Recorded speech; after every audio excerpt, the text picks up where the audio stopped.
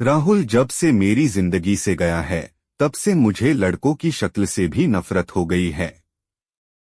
उसे मैंने बहुत प्यार किया और जब वो बिना एक दिन ऐसे ही भाग गया तब मुझे लगा कि दुनिया में प्यार नाम की कोई चीज नहीं होती है।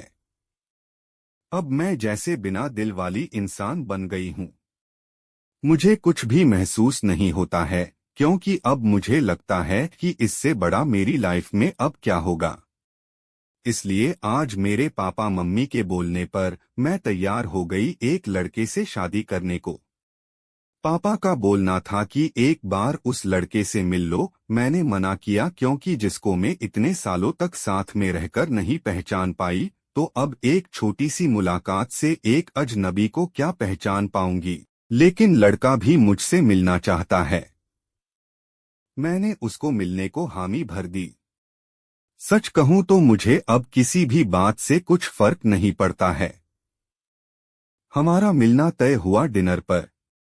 पापा और मम्मी चाहते हैं कि मैं अकेले ही मिलने उससे जाऊं। मैं जैसे मुर्दा हूं, मुझे अब कुछ फर्क नहीं पड़ता। मेरे हाथ में जो आया मैंने पहन लिया और पहुंच गई। देखा तो वो मेरे लिए वहां बैठा इंतजार कर रहा था। मुझे देखते ही मेरे पास आया और मेरा नाम पूछता है। सामने जाकर मैं उसके बैठ गई। उसकी आंखों में चमक थी लेकिन मैं इस चमक को जानती हूँ। यह हर लड़का दिखाता है पहली मुलाकात में। राहुल मुझे छोड़कर गया लेकिन जिंदगी का बहुत बड़ा सबक मुझे सिखा कर गया है। वो लड़का मेरा मुंह उतरा देखकर मुझसे पूछता है क्या हुआ, सब ठीक है। मैंने भी उसे जवाब दिया मेरी थोड़ी तबीयत खराब है। फिर वो बोला कि आप फिर आज क्यों मिलने आई, हम फिर कभी और भी डिनर कर सकते थे। बात तो वो अच्छी कह रहा था लेकिन अच्छी बातें लड़कों की कितनी जल्दी बदल जाती है इसका अंदाजा मुझे अब अच्छी तरह है। मैंने उसे कहा नहीं मैं ठीक हूँ, कोई बात नहीं, खाना मेरी पसंद का ऑर्डर किया। फिर अचानक उसको किसी का फोन आया और जब फोन पर उसने बात की तो मैंने तय कर लिया कि अब मैं इससे शादी नहीं करूंगी। फोन पर उसने अपना नाम बताया सामने वाले को और यह वही नाम था जिसे मैं अब कभी सुनना नहीं चाहती थी। उसका नाम भी राहुल था। मैं भी हैरान थी, मैं इतनी ज्यादा खोई हुई थी कि अभी तक मैंने उसका नाम नहीं पूछा। ना पापा मम्मी से ना ही उससे। मैं एकदम से खड़ी हो गई और उसको बोला कि मैं जा रही हूँ, मेरी तबीयत ज्यादा खराब है।